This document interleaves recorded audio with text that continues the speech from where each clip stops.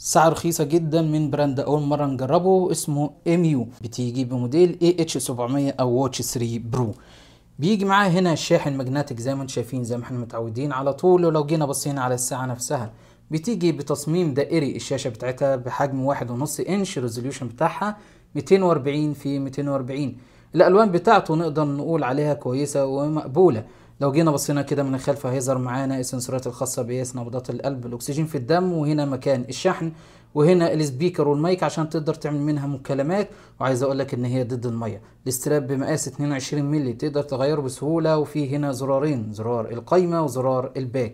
عايز اقول لك ان الشاشه هنا الوانها كويسه جدا، وتقدر تغير الصوره اللي انت عايزها من خلال التطبيق بتاعهم.